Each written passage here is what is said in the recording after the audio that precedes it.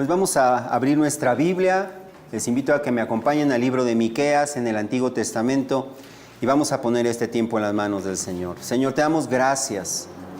Gracias, Señor, porque nos permites venir ante tu palabra. Señor, conscientes de que eres tú hablándonos desde el cielo. Señor, a través de tu palabra inerrante e infalible. Señor, comunicada a través de un vaso imperfecto, Señor, como soy yo. Señor, yo te pido que tú hables a nuestro corazón, Señor, y que tú nos edifiques, que tú nos santifiques, que tú nos fortalezcas, Señor, y que tú nos lleves a poner nuestros ojos cada vez más en Cristo, el autor y consumador de nuestra fe. En el nombre de Jesús. Amén. Amén. Pues el día de hoy vamos a comenzar una nueva serie y vamos a comenzar a estudiar el mensaje de otro de los profetas del Antiguo Testamento. Y seguramente más de alguno se preguntará, bueno, ¿y por qué estudiar simultáneamente dos profetas del Antiguo Testamento? Porque miércoles estamos estudiando al profeta Isaías y hoy vamos a comenzar a estudiar al profeta Miqueas. ¿Por qué estudiar dos profetas del Antiguo Testamento simultáneamente con sus mensajes de juicio, muchos de los cuales las personas encuentran amenazadores y desesperanzadores? Pero no debemos olvidar, hermanos, que uno de los propósitos del mensaje de los profetas del Antiguo Testamento es confrontar a los que se han relajado. Es confrontar a los que han dejado de perseguir la santidad y que han hecho las paces con el pecado. Fíjate, mientras que a la misma vez da esperanza, dirección a los que desean vivir para la gloria de Dios. Eso significa una cosa, que el mensaje de los profetas se dirige a dos tipos de persona. En aquel entonces, en el pueblo de Israel o en el pueblo de Judá, hoy en día en la iglesia, dos tipos de personas. Si tú eres de los que se ha relajado en su vida de santidad, en perseguir la santidad en tu vida, seguramente encontrarás este mensaje amenazador. Retador también. Si tú eres de las personas que está buscando crecer genuinamente en tu santificación, entonces encontrarás el mensaje de los profetas esperanzador, consolador. Te va a retar y te va a animar a seguir persiguiendo la santidad, porque si algo no tenemos, si algo nos hace falta, es crecer en santidad. Nadie en este lado de la creación ha llegado a un nivel de santificación en donde podemos sentirnos cómodos con nosotros mismos. Aquel cristiano que piensa, no, yo ya la hice, yo ya llegué, esto es de lo que se trata, ya me puedo estacionar aquí, déjame decirte, eso no existe. Y por eso el libro de Hebreos nos llama a vivir estirándonos y corriendo la carrera que tenemos por delante. No hay tiempo en esta vida para sentarnos en nuestros laureles y decir, ya llegué. No hemos llegado. El día que te mueras, ese día te graduarás.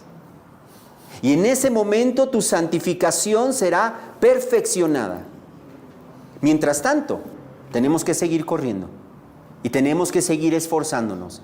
Y no podemos sentarnos en nuestros laureles, y puesto que eso está sucediendo hoy en día en la iglesia cristiana, eso significa entonces que el mensaje de los profetas del Antiguo Testamento se necesita más que nunca hoy en la iglesia. Por no escuchar el mensaje de los profetas del Antiguo Testamento, muchos cristianos se han adaptado al mundo. Muchos cristianos se están adaptando al mundo, se están haciendo al molde del mundo, dejando de perseguir la santidad, pensando y viviendo como piensa la gente del mundo que no conoce a Dios. Por no escuchar el mensaje de los profetas del Antiguo Testamento, muchas iglesias locales han diluido el mensaje de la palabra de Dios, han dejado de confrontar el pecado y de llamar a la gente a un cambio radical de vida, tratando de ganar la simpatía y la aceptación del mundo y tratando de llenar sus iglesias con gente, aunque esas personas no sean cristianos genuinos. Muchos líderes cristianos, por no escuchar la voz de los profetas del Antiguo Testamento, han mezclado la filosofía de este mundo, la psicología de este mundo, con la palabra de Dios, tratando de que su mensaje sea más al gusto de la gente del mundo. Han incorporado una filosofía empresarial al ministerio pastoral y se ven a sí mismos como si fueran directores de una empresa, ejecutivos de una empresa, y han creado una falsa adoración centrada en el gusto de la gente y no en la exaltación del Señor.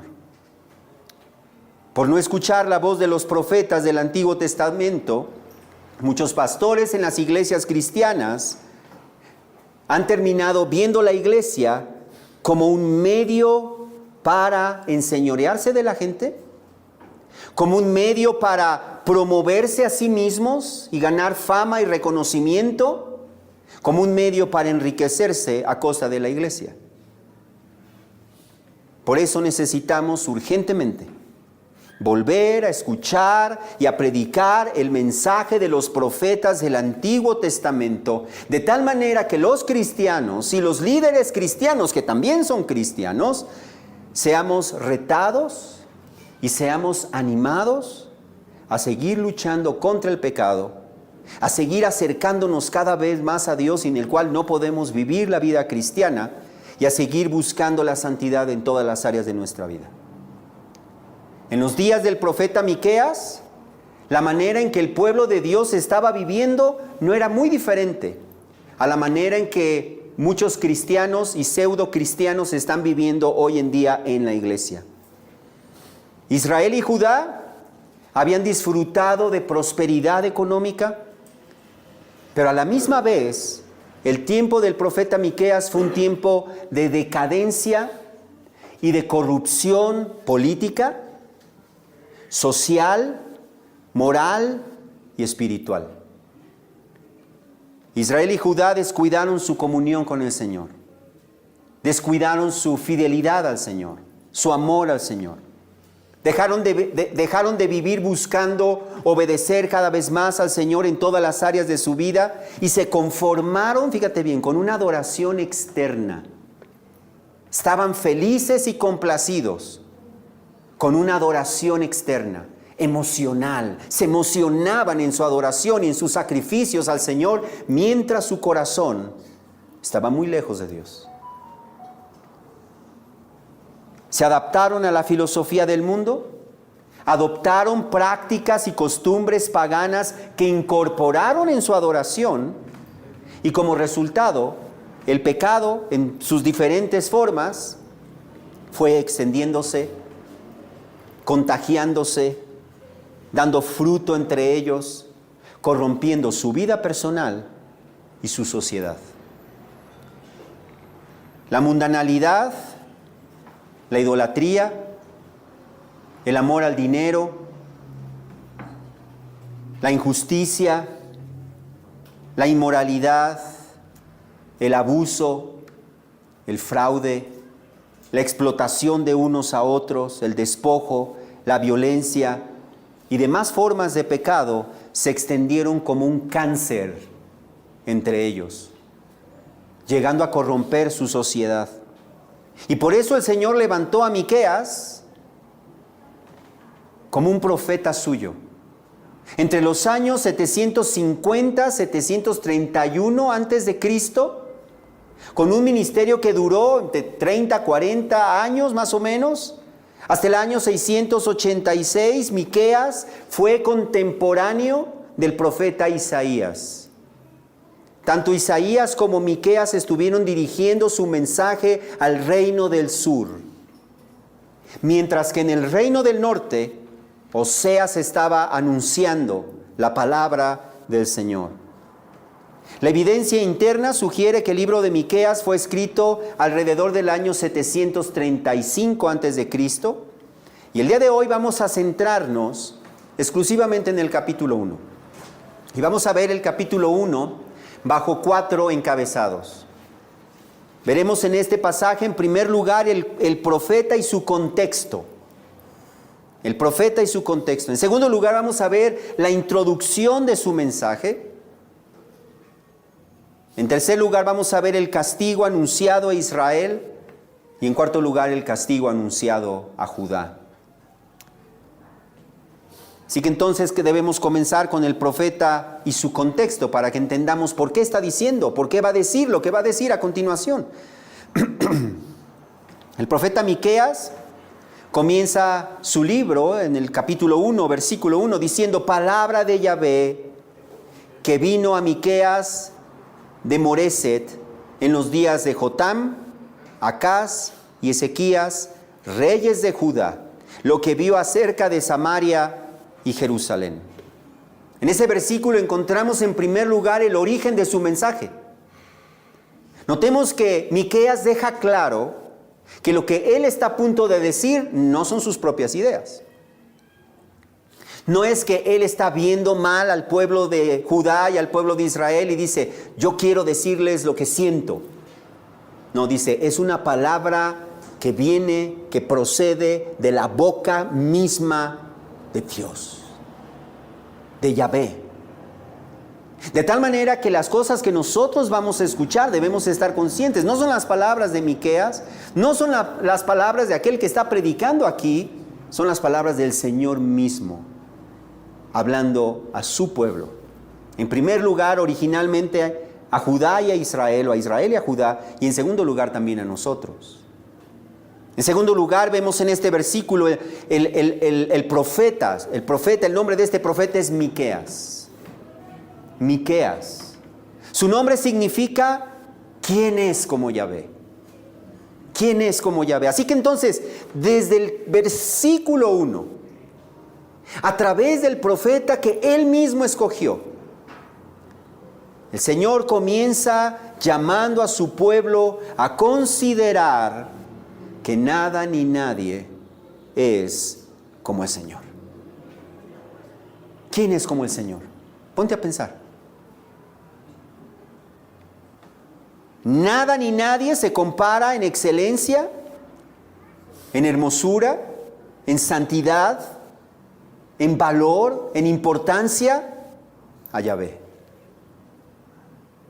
En Éxodo capítulo 15, versículo 11, Moisés le dijo al Señor: ¿quién como tú entre los dioses, oh Yahvé? ¿Quién como tú, majestuoso en santidad, temible en las alabanzas, haciendo maravillas? Salmo 89, versículos 6 al 8 también dice: ¿quién en el firmamento se puede comparar a Yahvé? ¿Quién entre los hijos de los poderosos es como Yahvé? Dios muy temido en el consejo de los santos e imponente sobre todos los que están a su alrededor. Oh Yahvé, Dios de los ejércitos, ¿quién como tú, poderoso Yahvé? Tu fidelidad también te rodea. Así que desde su mismo nombre debe hacer retumbar nuestros oídos que no hay nada ni nadie que se compare a Él. Puedes tenerlo todo en este mundo. Todo lo que tú deseas, todo lo que tú sueñas, todo lo que el mundo desea. Pero si tú no tienes al Señor, no tienes absolutamente nada. Eres un pobre mendigo. Pero si tú tienes al Señor, no importa si tienes carencias en este mundo, tú lo tienes todo. ¿Quién es como el Señor?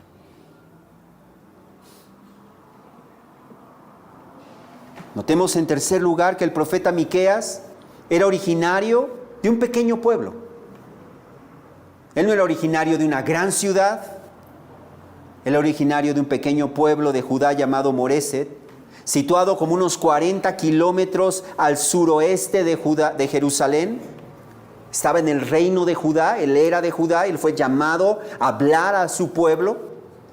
Su ministerio abarcó quizá unos 40 años durante los reinados de Jotam, Acaz y Ezequías, reyes de Judá. Entonces nos coloca en un contexto. Y si nosotros recordamos cómo fue la vida en Israel, en Judá en este caso, durante los reinados de estos reyes, nos podemos dar cuenta de por qué era necesario un mensaje así para el pueblo de Judá. En primer lugar menciona a Jotam. Jotam fue un rey que hizo lo recto ante los ojos de Yahvé, conforme a todo lo que su padre Usías había hecho. Pero como los lugares altos no fueron quitados, el pueblo sacrificaba y quemaba incienso en los lugares altos y el pueblo seguía corrompiéndose.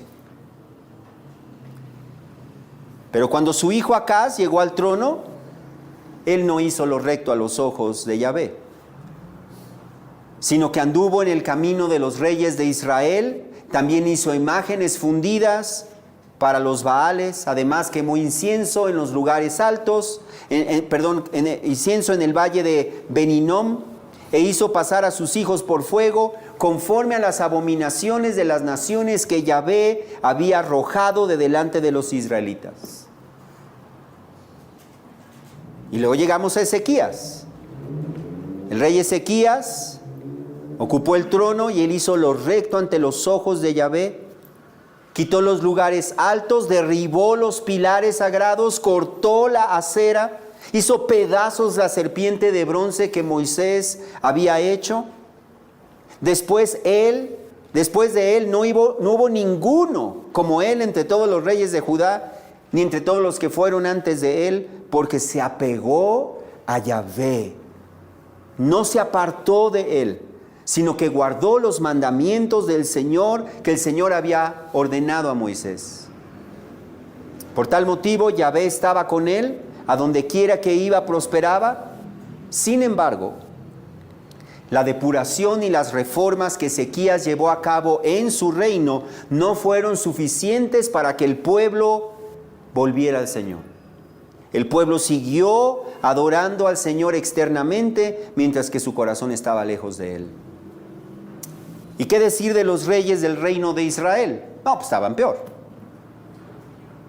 Todos ellos, juntamente con el pueblo del reino del norte, estaban más que corrompidos, entregados a la idolatría, desobedeciendo la ley del Señor, y por eso el Señor envió a Miqueas con su mensaje, en primer lugar a su propio pueblo, pero también concerniente, dice en el versículo 1, a lo que Dios iba a hacer en Samaria, es decir, en el reino del norte. Eso nos trae a nuestro segundo punto, que es la introducción de su mensaje.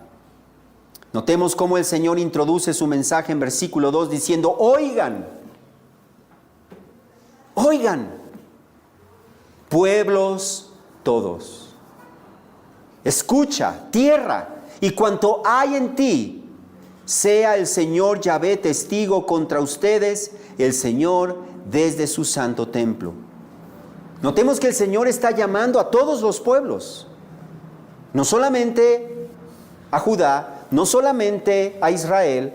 Él está llamando a todos los pueblos de la tierra a escuchar, a prestar atención, a entender que Yahvé, el soberano de toda la tierra, iba a ser testigo contra ellos en su juicio desde su santo templo, refiriéndose no a su templo en Jerusalén, refiriéndose a su santo templo en los cielos. Eso lo vamos a ver más adelante en el versículo 3, que está hablando de su templo en los cielos. El Salmo 11, versículo 4, nos dice que Yahvé está en su santo templo. El trono de Yahvé está en los cielos. El trono de Yahvé está en los cielos. El templo de Yahvé está en los cielos. Sus ojos contemplan, sus párpados examinan a los hijos de los hombres. De igual manera, cuando Isaías, se recordarán ustedes, cuando Isaías vio la gloria del Señor, Nos dice que él vio al Señor sentado sobre su trono, alto y sublime, y la orla de su manto llenaba el templo celestial. Así que el Señor soberano iba a entrar en juicio desde el cielo como testigo contra los moradores de la tierra. Y luego el Señor explica en versículos 3 y 4, por medio de una ilustración, cuán terrible es que el Señor entre en juicio contra los habitantes de la tierra. Observa en versículos 3 y 4. Porque Yahvé sale de su lugar. Qué hermoso se oye eso, ¿no? El Señor sale de su lugar. Y descenderá y caminará sobre las alturas de la tierra. Amén. Debajo de él, los montes se derretirán y los valles se partirán, como la cera ante el fuego, como las aguas derramadas por una pendiente. Esta imagen nos recuerda cuán imponente es el Señor. El Señor no es un diosito. El Señor no es como los dioses de las naciones que pueden ser manipulables y que están al servicio de los hombres. No es como los dioses de las naciones al que ellos pueden sobornar y que les dan ofrendas a cambio de que se quede callado y los deje seguir viviendo su vida como quieren. Así no es el Señor vivo y verdadero. Él es tan glorioso, tan excelso, tan impresionante, tan alto y sublime que los montes de roca sólida se derriten delante de su presencia como si fueran cera delante del fuego. Su manifestación es tan poderosa e impactante que los valles, dice allí, se parten. Como cuando una poderosa corriente de agua es derramada por una pendiente. Éxodo capítulo 19, versículos 16, 18 y 19 nos describe la manifestación imponente de la presencia del Señor en medio de su pueblo. Allí en Éxodo 19 dice, hubo truenos y relámpagos y una densa nube sobre el monte y un sonido tan fuerte de trompeta que hizo temblar a todo el pueblo que estaba en el campamento. Todo el monte Sinaí humeaba, porque Yahvé había descendido sobre él en fuego. El humo subía como el humo de un horno y todo el monte se estremecía con violencia. El sonido de la trompeta aumentaba más y más. Qué imponente es la presencia del Señor. Como dijo el doctor James Smith, ¿cómo podría un simple hombre estar en la presencia de semejante Dios cuando lo más sustancial de la topografía de la tierra no puede soportar su venida? Pero lo más inesperado y lo más sorprendente es lo que el Señor dijo enseguida en versículo 5 de nuestro pasaje. Todo esto, ¿por qué? Por la rebelión de Jacob y por los pecados de la casa de Israel. ¿Cuál es la rebelión de Jacob? ¿No es Samaria? ¿Cuál es el lugar alto de Judá? ¿No es Jerusalén? Hasta el versículo 4, los habitantes de Judá que escucharon a Miqueas seguramente han de haber dicho, amén. El Señor va a descender y el Señor va a derretir a todos los pueblos y a todas las naciones. Y Miqueas dice, espérense, esto que estoy diciendo es por la rebelión de Jacob, es decir, de ustedes, y por los pecados de la casa de Israel. La Nueva Traducción Viviente dice en esta última frase del versículo 5, ¿quién es culpable de la rebelión de Israel? Samaria, su ciudad capital. ¿Dónde está el centro de la idolatría en Judá? En Jerusalén, su capital. Estas palabras nos demuestran que en esta sección del mensaje de Miqueas, tuvo que haber sido dada antes del reinado de Ezequías, porque recuerden que Ezequías destruyó todas las imágenes y arrasó todas las aceras y los troncos y los lugares sagrados. Entonces, esta parte del mensaje tuvo que haber sido dada antes del reinado de Ezequías. ¿Cómo era posible que Samaria, la capital del reino de Israel, cómo era posible que Jerusalén, la capital del reino de Judá, promovieran la desobediencia, la rebelión, la idolatría contra el Señor? ¿No es cierto? ¿No deberían haber sido esas ciudades estandartes que promovieran la obediencia al Señor? ¿Y qué podemos decir de la iglesia? En donde el Señor nos ha dejado para que seamos luz entre las naciones. Y muchas veces la iglesia, ¿qué es lo que está tratando de hacer? Amoldarse al mundo. Adoptar y traer cosas del mundo, ideas del mundo, filosofías del mundo para meterlas en la iglesia, de tal manera que la iglesia sea más al gusto del mundo. Lo mismo que hizo Samaria, lo mismo que hizo Jerusalén. Y entonces el Señor, ¿cómo no iba a castigar a una nación así? Eso nos trae a nuestro tercer punto, el castigo de Israel. Observa cómo en versículo 6 el Señor dice: haré pues de Samaria un montón de ruinas en el campo, lugares para plantar viñas, derramaré sus piedras por el valle y pondré al descubierto sus cimientos.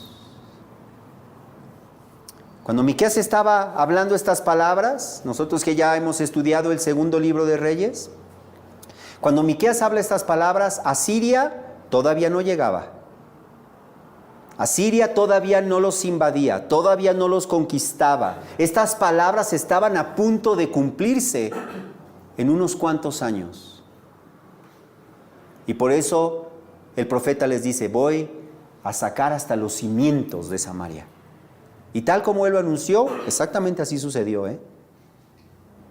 En el año 721 a.C., el Señor mismo traería al ejército de Asiria contra su pueblo. Los ejércitos de Asiria invadirían y destruirían por completo el reino de Israel, incluyendo la ciudad de Samaria, llevándose a miles de sus habitantes cautivos al exilio. A su pueblo. Eso nos demuestra una cosa: que el Señor no pasa por alto el pecado y la rebeldía de su pueblo cuando su pueblo no se arrepiente. Fíjate bien, Él ha prometido, como ya hemos visto a través de los profetas, si ustedes se vuelven, Él va a ser amplio en perdonar, ¿no es cierto? Si ustedes se arrepienten, aunque sus pecados, estaba diciendo eso a través del profeta Isaías, aunque sus pecados sean tan rojos como el carmesí, serán limpiados y serán como la blanca lana, como la nieve. ¿No es cierto que nos da esperanza? Pero el Señor no se hace ciego, y el Señor no se hace sordo, y el Señor no tapa sus ojos y sus oídos y dice: bueno, eso es una buena idea, pero si ustedes quieren seguir como ustedes quieran, no se preocupen, ustedes son mis hijos, yo los amo y pueden vivir como quieran. Lee lo que le pasó a Samaria.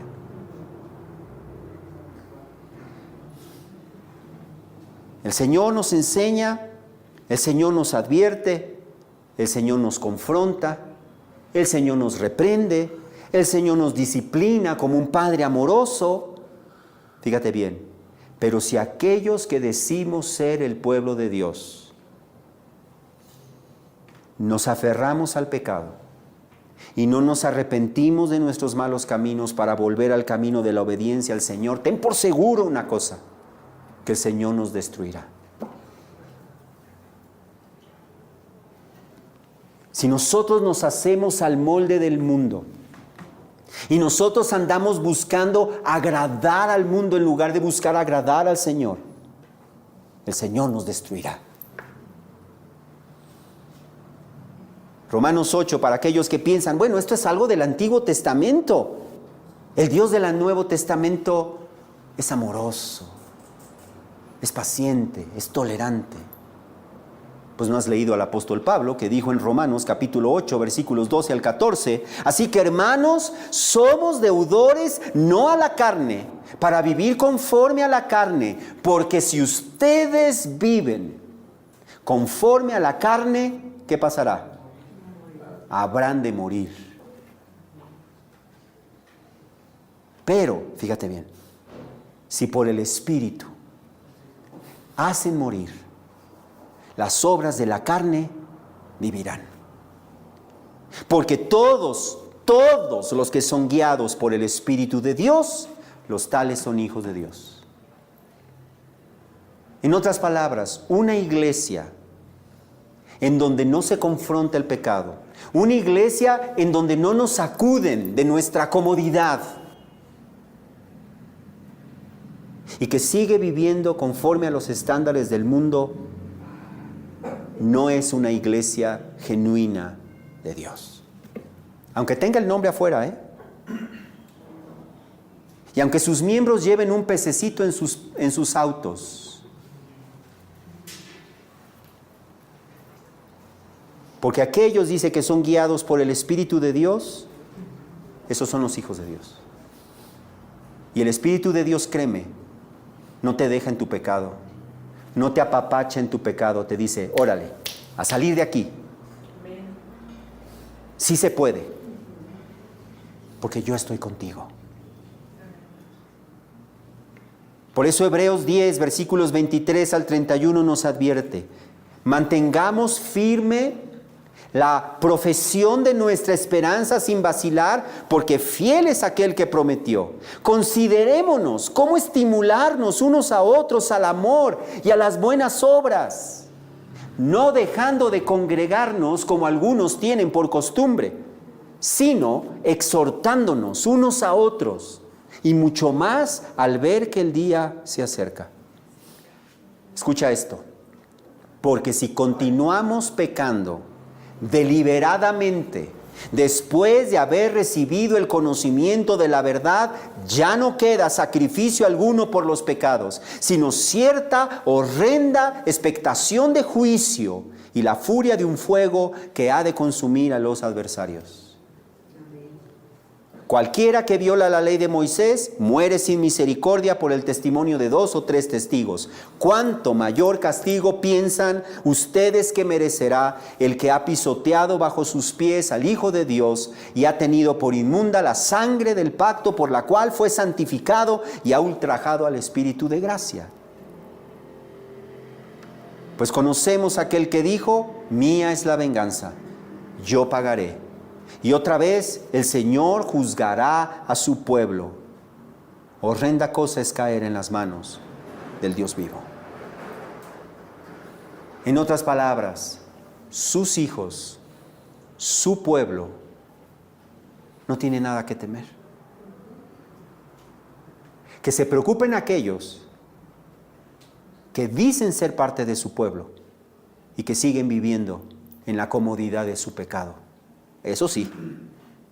Y que a la misma vez, si nosotros estamos buscando caminar en obediencia al Señor, que veamos este ejemplo y que digamos, para allá no. De tal manera que cuando el pecado toca nuestra puerta, decimos, no gracias. No gracias. No me interesa lo que tú tratas de venderme. No quiero. El Señor añade en versículo 7 de nuestro pasaje, todos sus ídolos serán destrozados. Todos sus ídolos serán destrozados. Ellos confiaban en esos ídolos. Ellos pensaban que esos ídolos los salvarían, como muchas personas hoy en día piensan que sus ídolos los salvarán. Y el Señor dijo, van a ser destruidos. Imagínate los que lo siguen, pues igualmente. El Señor aborrece cualquier forma de idolatría. La idolatría religiosa y la idolatría secular. Él destruirá las imágenes que la gente se hace de Dios, de María, de sus santos, así como también las imágenes de los dioses falsos que adoran las naciones. Pero también destruirá los ídolos seculares del materialismo, de la vanidad, de la avaricia, de la fama, del cuerpo físico, del poder, del trabajo, del entretenimiento y demás ídolos que la gente levanta en su corazón. Luego el Señor añade: y todas sus ganancias serán quemadas por el fuego, destruiré todas sus imágenes porque las obtuvo de ganancia de ramera y a ganancia de ramera volverán. Esa palabra ganancias se refería al pago que la gente de Samaria le daba a una prostituta de culto pagano como parte de su adoración a los dioses falsos para que les diera prosperidad. La Nueva Versión Internacional traduce esa última parte del versículo 7 diciendo: todo cuanto ganó como prostituta, en paga de prostituta se convertirá. En otras palabras, las riquezas que Samaria había adquirido por la prostitución de sus cultos paganos iban a ser saqueadas, iban a ser llevadas a Siria para la prostitución pagana en los templos de sus dioses paganos. Dios iba a destruir a Samaria y Dios iba a destruir su confianza. Dios iba a destruir lo que ellos pensaban era la fuente de su prosperidad. Pero no solamente Samaria. Dios traerá también castigo sobre el reino de Judá, y eso nos trae al último y cuarto punto, que es el castigo de Judá. Observa en versículos 8 y 9. Por eso me lamentaré y gemiré. Andaré descalzo y desnudo. Daré aullidos como los chacales y lamentos como las avestruces, porque es incurable su herida. Pues ha llegado hasta Judá, se ha acercado hasta la puerta de mi pueblo, hasta Jerusalén. Notemos cuál es la actitud del profeta Miqueas ante la herida de la disciplina de Jerusalén, que el Señor iba a traer sobre Judá y sobre Jerusalén. Él no se alegra, él se lamenta. Él se lamenta. Dios no solamente iba a destruir en el año 721 al reino de Israel, al reino del norte, 721. 20 años después, en el año 701, Él iba a arrasar con las ciudades de Judá hasta llegar a las puertas mismas de Jerusalén, trayendo una gran angustia sobre su pueblo, trayendo gran sufrimiento sobre su pueblo, destrucción sobre todas esas ciudades de Judá, del sur de Judá. Y Miqueas no se alegraba por el sufrimiento de su pueblo, él se lamentaba, él gemía por el sufrimiento de su pueblo, de la misma manera que el Señor no se alegra por la muerte del pecador. El Señor mismo dijo en Ezequiel, capítulo 18, versículo 23, ¿acaso me complazco yo en la muerte del impío, declara el Señor Yahvé, y no en que se aparte de sus caminos y viva? Es decir, el Señor, malentendemos el mensaje de los profetas cuando los vemos como algo negativo. Es el mensaje de un padre amoroso que dice, no vayas por ese camino, porque ese camino resultará en tu destrucción. Yo no me complazco en la muerte del impío, yo no me complazco en la muerte del pecador, me complazco en que el pecador se arrepienta y viva. Pero si no se arrepiente, el Señor ejecutará su juicio, su castigo. Andar descalzo y desnudo era una señal simbólica de dolor, de angustia, de duelo. Andar desnudo era andar en ropa interior como una señal de lamento. Era tal el dolor de Miqueas por lo que vendría sobre su pueblo, porque la herida, dice, era incurable. Porque la herida no solamente iba a arrasar, la herida no solamente sería para el reino del norte, la herida sería para su propio pueblo, que andaban en desobediencia al Señor. De tal manera, dice él, que él andaría llorando, que él andaría lamentándose como los aullidos de un chacal. Yo no sabía cómo aullan los chacales, pero lo puse en YouTube y te recomiendo que lo hagas. Y así te vas a dar cuenta a qué se está refiriendo Miqueas. Está hablando a gente que conoce eso, porque ese era su medio. Y luego dice enseguida, no solamente como los chacales, dice allí, sino como los avestruces. Ponle ahí también. ¿Cómo es el chillido de los lamentos de las avestruces? Ah, pues así dice, así va a andar Miqueas, por la herida de su pueblo. Y entonces comienza a describir la destrucción. Ahí a partir del versículo 10, citando las palabras de David.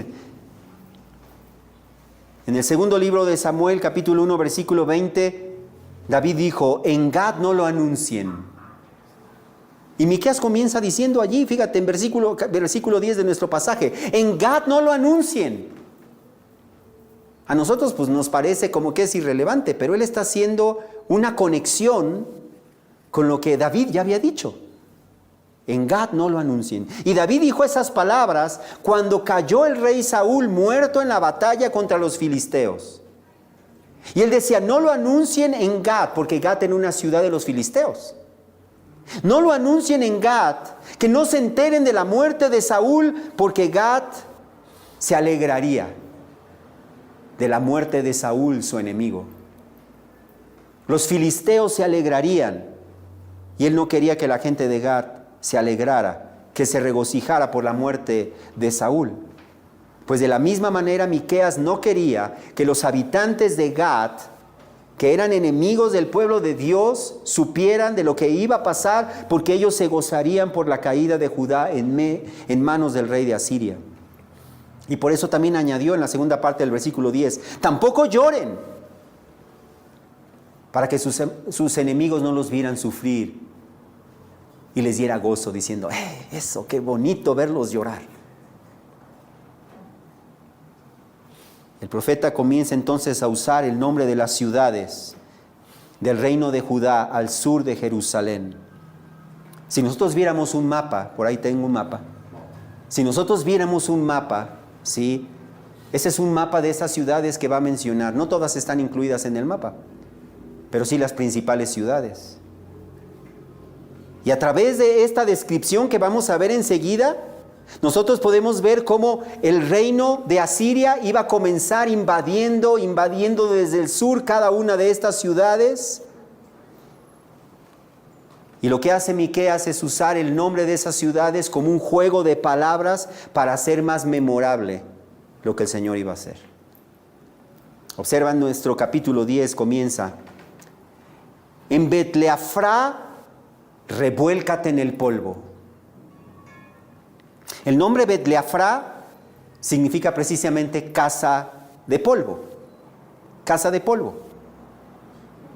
Entonces lo que estaba diciendo es Betleafra, que era una de las ciudades de Judá, dice casa del polvo, pues te vas a revolcar en el polvo. ¿Así te llamas? Pues así será. Vas a revolcarte en el polvo. Luego dice en versículo 11, vete al cautiverio, habitante de Zafir, en vergonzosa desnudez. Zafir significa ciudad placentera. Pero la ciudad hermosa, la ciudad placentera, se iría en cautiverio, no en una condición placentera y agradable. Dice, te vas a ir en desnudez. Muerta de vergüenza.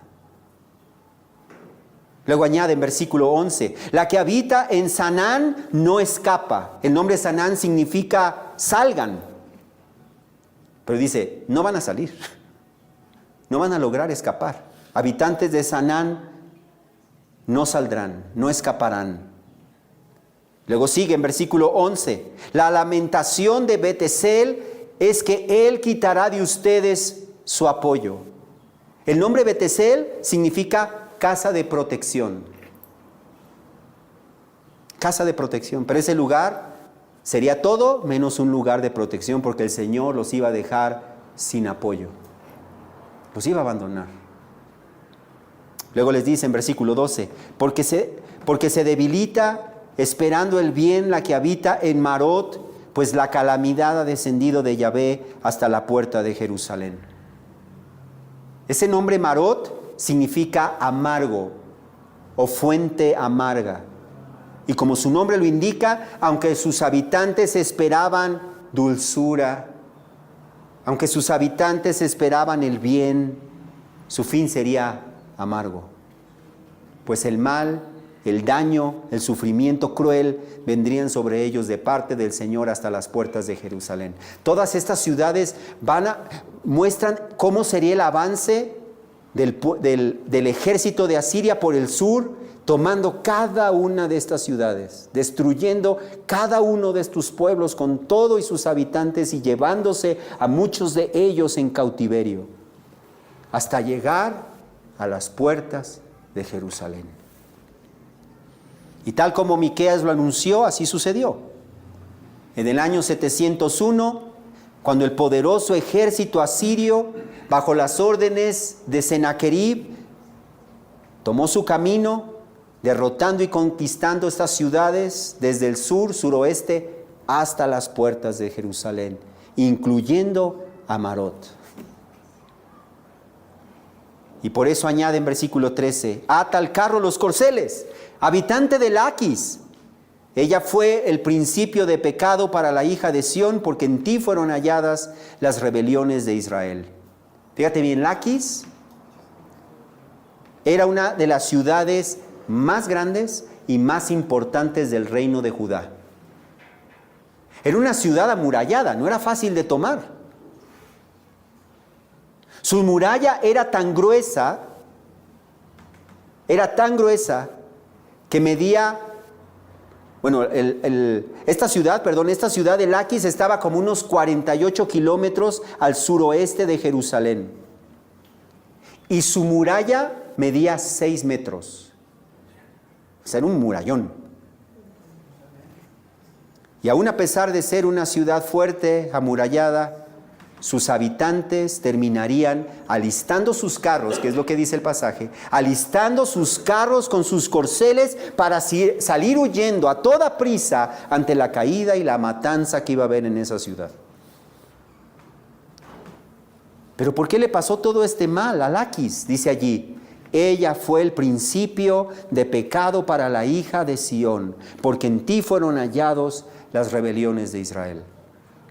La Nueva Traducción Viviente capta bien la idea de lo que el profeta está diciendo, expresándolo en estas palabras. Ustedes fueron la primera ciudad de Judá que siguió a Israel en su rebelión e hicieron caer a Jerusalén en pecado. Por eso.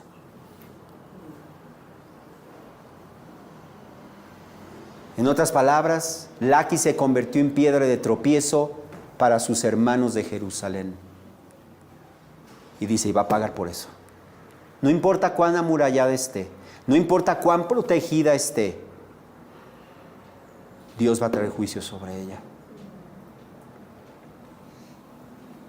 Así que nuevamente vemos que el pecado, la desobediencia, la rebelión es la causa del castigo del Señor. Y por eso, en versículo 14 añade, por tanto, darás presentes de despedida a Moreset Gat. Moreset Gat era el pueblo de Miqueas, El nombre Moreset significa herencia. Herencia. Y entonces dice, Judá va a terminar dando a Moreset Gat y a sus habitantes como si fueran una herencia. Efectivamente, tal como su nombre lo dice, van a ser herencia. Se usaba para hablar del regalo de bodas que daban a la novia. Y dice, pues ustedes van a hacer ese regalo y van a ser llevados fuera, a Siria. De hecho, esa expresión regalos de despedida se refería también a la pérdida de una ciudad o un territorio por la fuerza. Y añade que las casas de Aksib serían un engaño para los reyes de Israel. Aksib era otro de los pueblos, de esas ciudades. Y ese nombre Aksib significa engaño. Los reyes de Israel esperarían que Laquis, que Aksib, siendo ciudades amuralladas, iban a ser una protección, que ellos iban a detener el avance de Asiria. Y dice, esa ciudad va a ser una ayuda engañosa. No van a poder. Ustedes están esperando que ellos los protejan. No sucederá. El poderoso ejército de los asirios avanzaría entonces imparable, derrotando, conquistando, destruyendo y llevándose al cautiverio ciudad tras ciudad tras ciudad en su camino hacia Jerusalén. Por eso añade en versículo 15, además traeré contra ti al que toma posesión, habitante de Maresa. Ese nombre Maresa significa lugar en la cima, dando la idea de conquistador, el que está arriba, el que toma posesión. Pues el conquistador iba a ser conquistada. El conquistador iba a ser tomado en posesión. El que estaba en la cima sería entregado como una posesión a los asirios, bajo el juicio del Señor. Y versículo 15 concluye diciendo, hasta Adulam se irá la gloria de Israel. Adulam significa lugar sellado, lugar protegido. Y ese nombre, recordemos que Adulam, ese nombre aparece cuando el rey David huyó de Gat para salvar su vida, y él se fue precisamente a Adulam, en donde había cuevas de protección, en donde él se refugió. De tal manera que Adulam, que era un símbolo de escondite, que era un símbolo de refugio, que era un símbolo de protección, dice, allí oirán la gloria de Israel. La gloria de Israel hacía referencia a los nobles de Israel, a los poderosos, a los líderes, que tendrían que salir huyendo para esconderse como lo hizo David, para salvar sus vidas. Pero el Señor concluye en versículo 16, arráncate los cabellos y afeítate por los hijos de tus delicias. Ensancha tu calva como la del buitre, porque irán al cautiverio lejos de ti. Arrancarse el cabello era una señal de desesperación, de dolor, de luto, al igual que afeitarse la cabeza y la barba. Por lo tanto, el Señor les estaba advirtiendo a los habitantes de Judá que el dolor, la desesperación y el luto vendrían sobre ellos, porque serían llevados al cautiverio lejos de su tierra.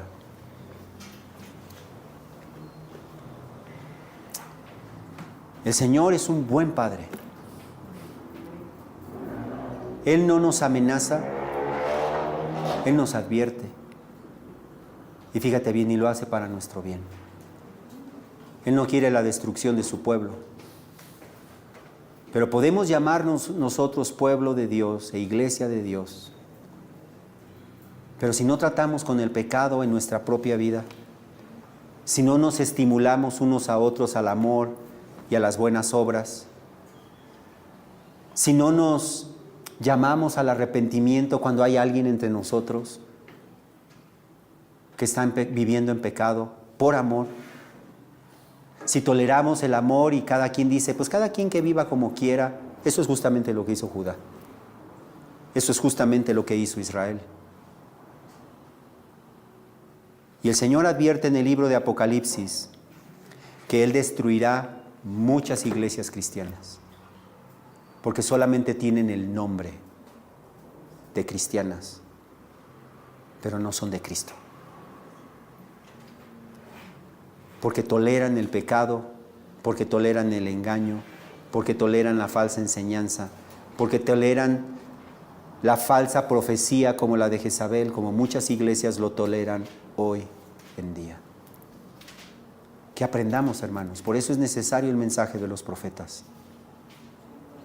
Porque nos ayudan a no sentarnos en nuestros laureles pensando, ya lo logré, ya estoy como debería estar. No. A seguir creciendo en el Señor, a seguir acercándonos más a Él y a mirar lo que sucederá ciertamente con aquellos que se acostumbran al pecado, que abrazan su pecado, que se aferran a su pecado y que no están dispuestos a arrepentirse pensando ilusamente que el Señor es ciego, que el Señor es sordo, que pueden sobornar al Señor con su alabanza, su adoración y sus actos externos, cuando el Señor, hermanos, mira el corazón. Que tengamos entonces una actitud de arrepentimiento continuo, de acercarnos al Señor y de clamar al Señor: Señor, ayúdame a seguir luchando contra el pecado que habita en mí. Vamos a orar. Padre, te damos gracias. Gracias, Señor. Gracias porque en tu amor tú nos adviertes, en tu amor tú nos enseñas, en tu amor tú nos aconsejas, nos das dirección, nos disciplinas, Señor. Gracias. Que no hagamos oído sordo, que no tapemos nuestros ojos, Señor, sino que seamos animados a acercarnos más a ti, a depender del poder de tu Espíritu que pone en nosotros tanto el querer como el hacer de tu voluntad para tu beneplácito, y que por el Espíritu, Señor, hagamos morir las obras de la carne. Te lo pedimos, Señor, ayúdanos en el nombre de Jesús.